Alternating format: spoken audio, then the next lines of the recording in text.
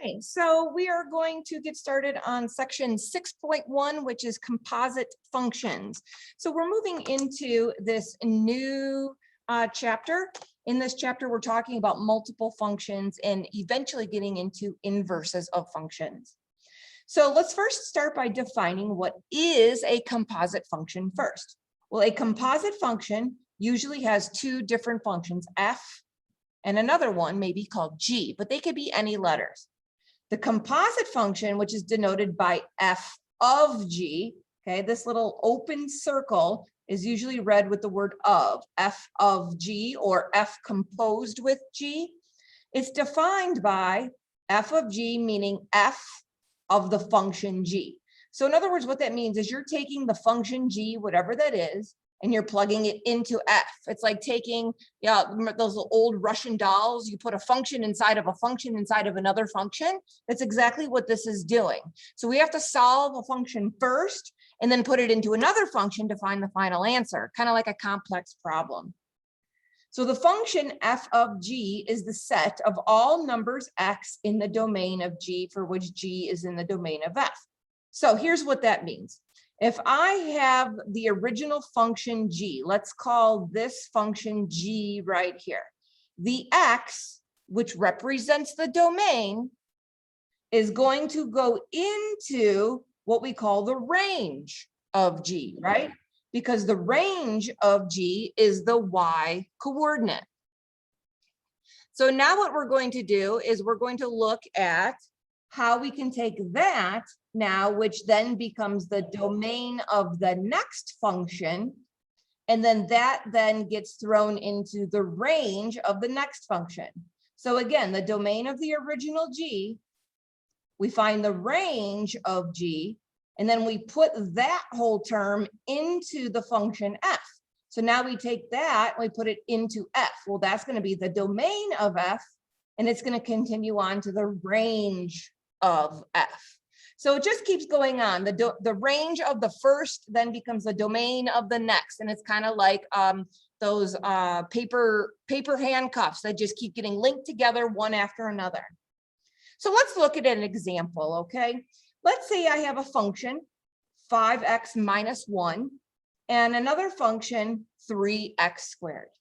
And I'm asking you to find f of g of 1. Well, f of g of 1 is the same thing as saying f of g of 1. In other words, take g of 1, find what g of 1 is, and then take whatever that answer is and plug it into f. So let's first find g of 1. So g of 1 right here, let's find what g of 1 is. We're going to plug 1 in for x of the g function. So 3 times 1 squared. Well, 3 times 1 squared is 3. So now we got to take that 3 and plug it into the function f. Well, here is the function f. And when I plug 3 into the function f, I get 5 times 3 minus 1, which equals 14. So that will be the final answer for the composite function f of g of 1. So let's try it again, but let's go the opposite direction. My question to you would be to try to think, does it get you to the same answer if I go the opposite direction? This time I'm taking g of f of 1. So I'm starting with f of 1 and I'm going to plug that into g. So again, g of f of 1 is the same thing as taking g of the function f of 1. So this time I'm going to start with f of 1. So f of 1, I take 1 and I plug it into the original function f, which is 5 times 1 minus 1, which is 4. So at this point, now that I figured out what f of 1 is, now I take that f of 1 and I plug it into g. So take the number 4 and plug it into the function g. So it'd be 3 times 4 squared. So 3 times 4 squared, let me cheat here. gives me 48. So you're going to see that we certainly do not get the same answers. So composite function going one direction does not equate to the same value going in the opposite direction. Okay, it only works going one way. We definitely will get a different answer going in reverse. So let's try it again. A couple different ways we can do it. Now we can also take the function f evaluated at f. So this is the function f of g of -2. So we'll take the function f evaluated at f of -2. So the second letter here is always the one we do first, just like we did up here. We always do g of 1 first. Here we did f of 1 first. So here we're going to do this second f of -2. All right, so f of -2, so we come up here to the original. F of -2 is 5 times -2 minus 1. That's -11. So now I have to find the function evaluated at -11. So the function evaluated at -11 is going to be 5 times -11 minus 1.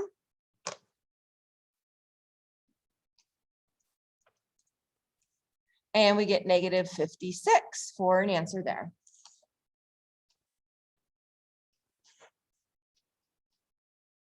All right, we're gonna try one more. This time, this is the last combination because there's no other combinations of letters I can create, is G of G. So here we're gonna go G of G of -2. So that's gonna be G of G of -2. So the first thing we have to figure out is what is G of -2? Well, G of -2, I plug in the -2 into the G function. It becomes 3 times -2 squared. Now, when you square a negative, that becomes positive. So be careful that you don't carry down that negative term. So 3 times 4 makes 12. So now we have to find G of 12. So we plug 12 back up into G, and we have 3 times 12 squared. So 3 times 12 squared is 432.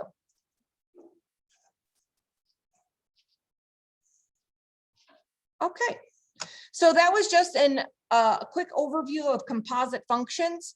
Let's go to the next page and let's take it one step further.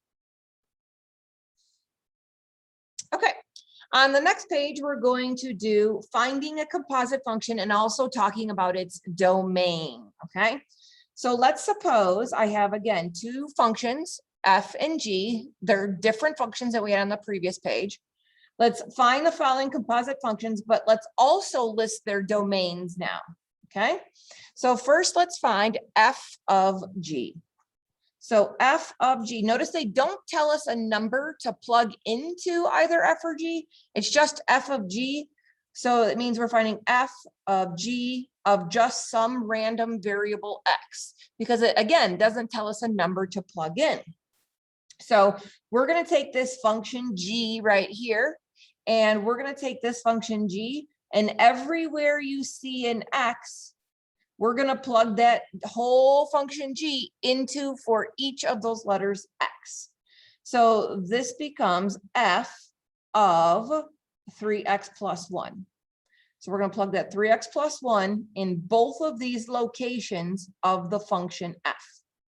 So that becomes 3x plus 1 squared plus 2 times 3x plus 1 minus 5.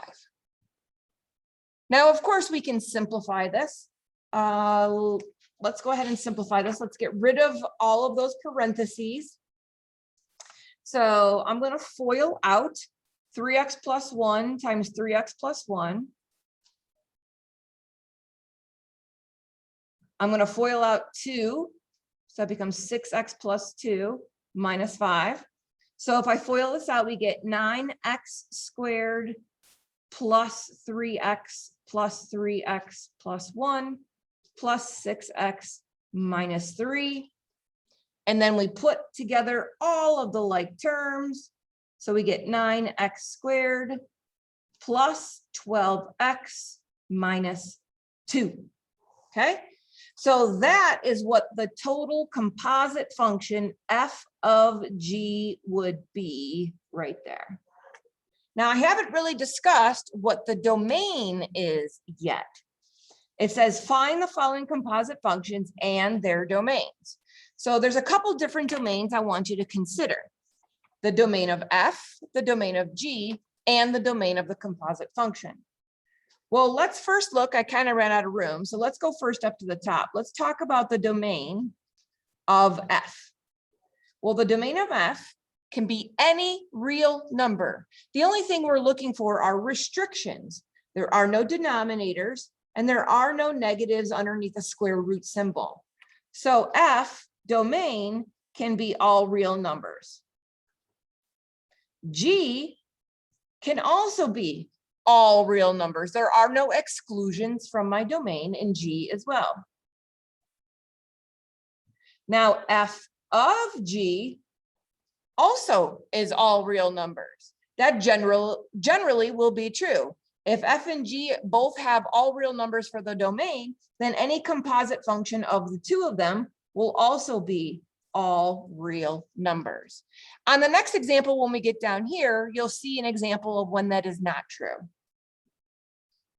So let's go the opposite direction, right? Let's go from G into F, okay? So G of F says you're taking the function G and you're plugging f of x into G. So it's the opposite of what we did up above.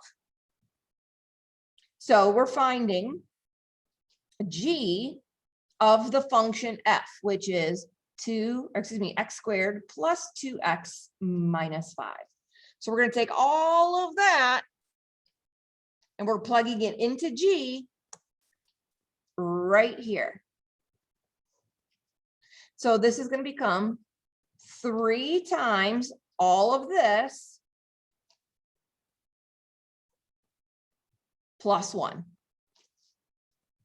And my last step would be to distribute and simplify.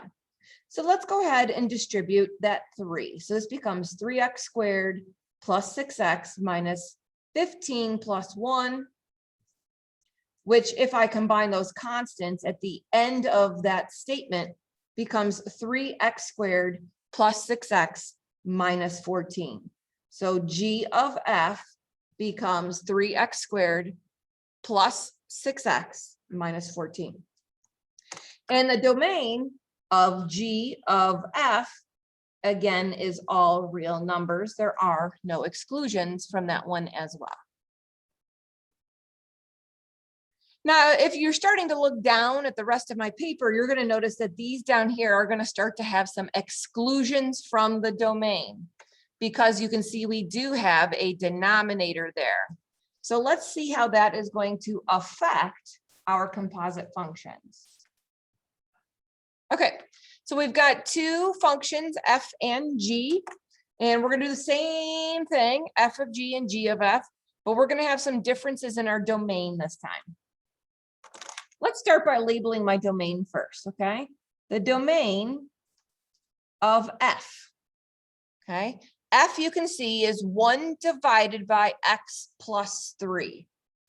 So we know x plus 3, I'm going to get a separate sheet of paper right here. We know x plus 3 can never, ever, ever equal 0. Therefore, that means x can never, ever equal -3. So f has a restriction from its domain. X can never equal -3. G also has a restriction. G has a restriction. It has a denominator of x minus 2. And we know that denominator can never be 0. So that means x can never, ever be 2, because that'll make the denominator 0. So my domain for G is x can never be 2. But it could be any other number in the world as long as it is not either of those two numbers. Okay, So now that we've got the domain listed down, let's go ahead and find the composite function f of g. Well, f of g is the function f evaluated at g of x. So we're going to take this g of x and we're going to plug it into f right here for the letter x. Okay, so f of 3 over x minus 2, and we're going to plug that into the function. So it's going to get a little hairy, but we can do it. So let's take this and plug it into the function f. So this becomes 1 over x, which is this value,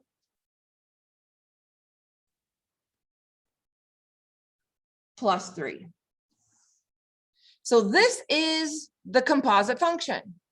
Now we can go through and simplify it, which is what I'm going to do on the next line down here. So let's go ahead and simplify this because we all know our homework is probably going to expect us to do so. So in order to simplify that, I first have to find common denominators. So I have to multiply this 3 by x minus 2 over x minus 2, so I can combine these two parts together in the denominator. So that way it becomes one fraction. So this becomes 1 over 3 over x minus 2 plus, I'm going to go ahead and distribute that out, 3x minus 6 over x minus 2. And so now at this point, you can see that I can combine these two fractions together in the denominator. It becomes 3x minus 3 over x minus 2. All I did was combine the 3 and the negative 6 to make negative 3. So the last part to this is to do the flip and multiply. 1 is the same thing as 1 over 1. And when you divide fractions, you take the numerator times the reciprocal of the denominator. So it is going to be 1 over 1 times this reciprocal of the denominator. So this becomes x minus 2 over 3x minus 3. And of course, you can factor out that 3 in the denominator if you wish, but I'm going to leave it in this unfactored form. Now, let's look at the domain of the composite function. We had a domain of f, we had a domain of g, but there's also a different domain of the composite function. So the domain of the composite function f of g, the domain is going to be x cannot equal 1. Because if x is 1, 3 times 1 minus 3 makes 0. So look at all of the different domains that I have. So in the composite function, x cannot be 1. But generally, when we state the domain of composite functions, we have to go all the way back to the beginning and also state what it couldn't be from the beginning. So even though I was able to simplify to here, x still cannot be negative 3 as well, because if it was, then I wouldn't have been able to go back to the beginning and put that into the original function for f. Also, g is 2, and we couldn't say x is 2, so that's also eliminated. So when we talk about composite functions, we always have to go all the way back to the beginning and state all of the exclusions from all of your functions individually, including the composite at the end. Because without these, you're never going to get to the end anyways. Okay. So let's go ahead and do it again, but let's go in reverse order. Okay. This time we're going to do g of f. Now g of f, just like we did before, takes the function g, and we're going to plug f into the function g. So the function f is described as 1 over x plus 3.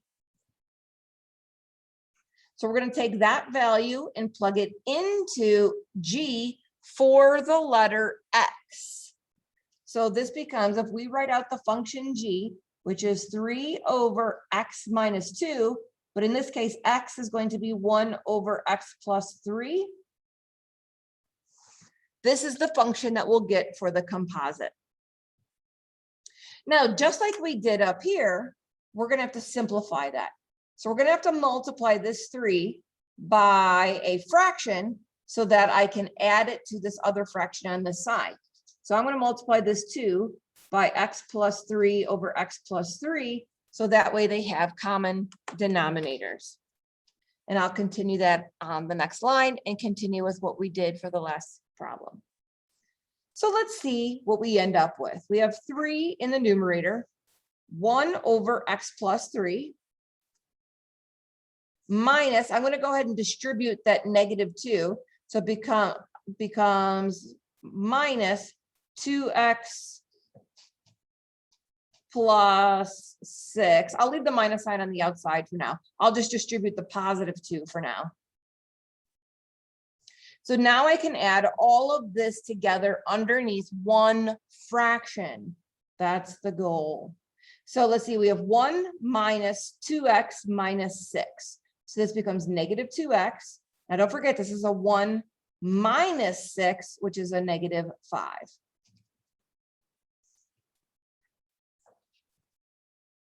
So we have a fraction divided by another fraction. So we're going to do the flip and multiply. So that's going to give us the final composite function of 3 times x plus 3 all over, I kind of read out of room, -2x minus 5. So this is my final composite function down here. I have yet to list my domain. My domain of g of f, I have to find the x that makes this 0, right? So what makes -2x minus 5, what makes it go to 0? So let's go ahead and figure that out. Okay, so let's go ahead and add 5 to both sides and divide by -2. So if I were to plug in an x of -5/2 right here, I would get 0 for my denominator. Therefore, my domain of this composite function, x can never be -5/2. Okay. So we've got one last page to go through. It's one more concept, one last concept for composite functions on the last and final page of our composite function 6.1 discussion. And on here, it's showing that 2 composite functions are equal. To prove that 2 composite functions are indeed equal, we must show that f of g equals g of x. So the only way we can prove that they're equal is if you take g of f and f of g, and if they equate to the same value, which is going to be x, then that means that their composite functions are equal. So let's look at an example. We have the function f and the function g, and we'll need to prove that they are equal to each other. The composite functions are equal to each other. So what we have to do is we have to find f of g, and then we also have to find g of f, and prove that these are both going to be equal to the same thing. So let's look at f of g.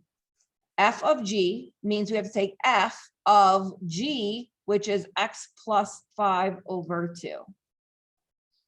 So we're going to plug this g into the function f right here. So it becomes 2 times x plus 5 over 2 minus 5. So it's the function, but in here for x, I put the letter g. So when I simplify all of this to the right, you can see that those 2's are going to cancel. And that gives me x plus 5 minus 5, which indeed does equal a single x. And that's exactly what we're trying to get to, is equaling an x. Now, it is possible for it to work one way, but not the other, especially if you have domain restrictions. So we always have to check the opposite direction, taking the function g and plugging the function f into it. So let's take the function f and plug it into this function g up here at the top. So it's going to be 2x minus 5, which we'll plug in for x right here, plus 5 over 2. And if we simplify, we should get to x. Well, up here in the numerator, you see we have minus 5 plus 5, so those are going to go away. And 2x divided by 2, you see those will cancel, and we're left with x. So you can see that those do end up equaling the exact same scenario, which is x. So we have definitely proven that these are equal composite functions. Now, the very last topic in topic 4 talks about how to find the components of a composite function. So it's kind of working backwards. So for these, I'm going to give you the composite function. So like right here, I have f and I have g, but I didn't describe what they are. I'm saying if you take f of g and you get to some value h, and I told you what the composite function h actually is. So here's the composite function. We need to work backwards and figure out what f and g could be. And there are infinite number of possibilities. We're going to come up with hopefully the easiest one. So let's go ahead and try that. What I'm going to do first is I see that this function right here has something inside the parentheses, and that something is all being raised to the 21st power. So if the something inside is the core function at the root on the inside of the composite, and then we take that to the 21st power later, that could work as a composite function. So in other words, f of g, g could be 3x squared minus 5. F could simply just be x to the 21st power. So in other words, when you say f of g, when I say f of g, you're taking g and plugging it into f. So we're taking this g right here, and you're basically taking all of it and plugging it into the x over here. So it becomes 3x squared minus 5, all being raised to the 21st power. So what we've done is we've calculated a function f and a function g that will work to create this expanded composite function. And like I said, there are multiple opportunities to create other ones as well. We're trying to find the easiest solution. This would be one of the easiest. It's usually going to be some function inside another function. In this case, we have a function of this quadratic inside of another squared function. The parentheses will generally play a role as well. So let's try one more, last one, okay? This time I have the composite function of 1 over x plus 3. So what if we took g, okay, which is the original function that we start with, and we make g equal to just the denominator? Then we take that x plus 3 and we plug it into the function of 1 over x. So let's see if that would work. F of g is the same thing as f of g of x. So we're taking g of x, which is x plus 3, and we're plugging that x plus 3 into the function f. So we're taking x plus 3 and we're plugging it into the function f, which is going to give you 1 over x plus 3.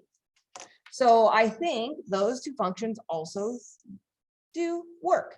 I do encourage you to figure out others on your own that can create the same composite function. Just make sure you always check to make sure that it does end up working.